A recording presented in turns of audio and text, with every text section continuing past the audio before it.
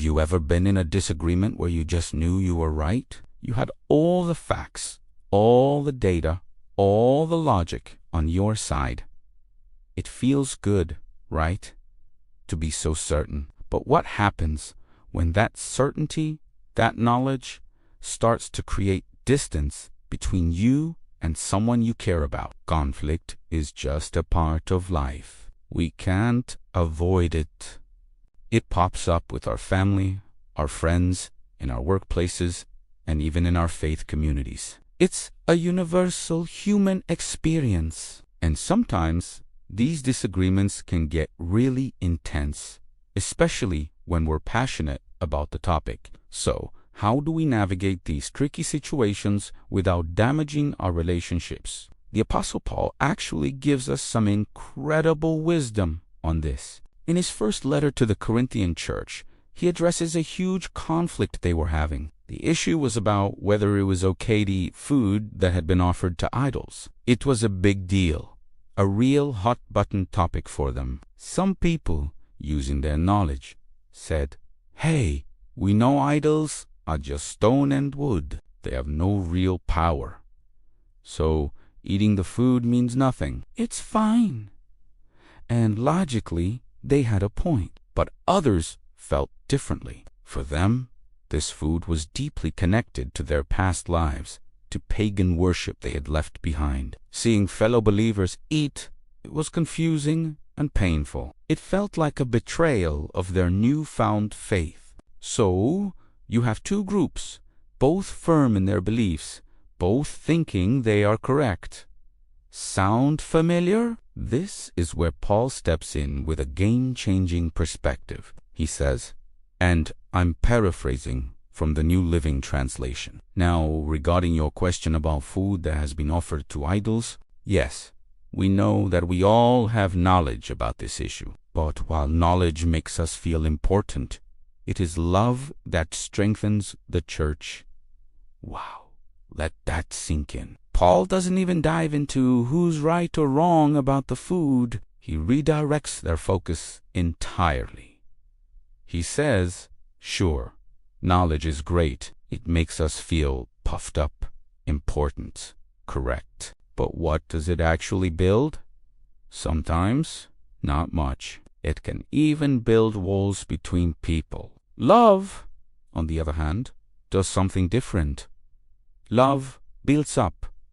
It strengthens. It unifies. Paul is telling us to check our need to be right at the door and instead lead with love. He's asking us to consider the other person.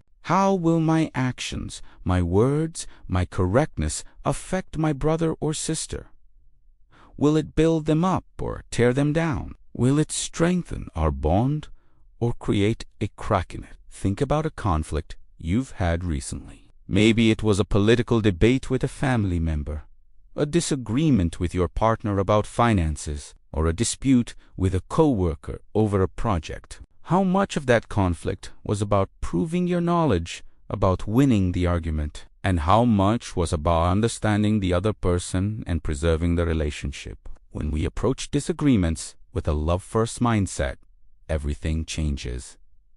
The goal shifts from winning to understanding. Instead of just stating our facts, we start asking questions. Help me understand why you feel this way. What's your experience with this? How does this affect you personally? We start to listen, not just to form a rebuttal, but to truly hear their heart. This doesn't mean we abandon truth or pretend that facts don't matter.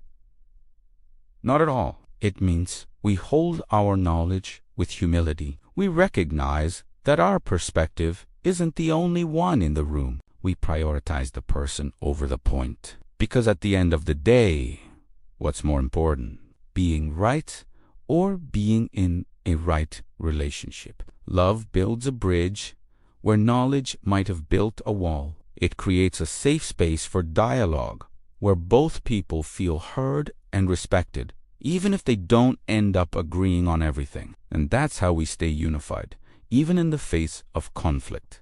Love doesn't erase our differences, but it makes it possible to navigate them together. It strengthens our bonds and reminds us that our connection is more valuable than any single argument. So, the next time you find yourself in a disagreement, take a breath.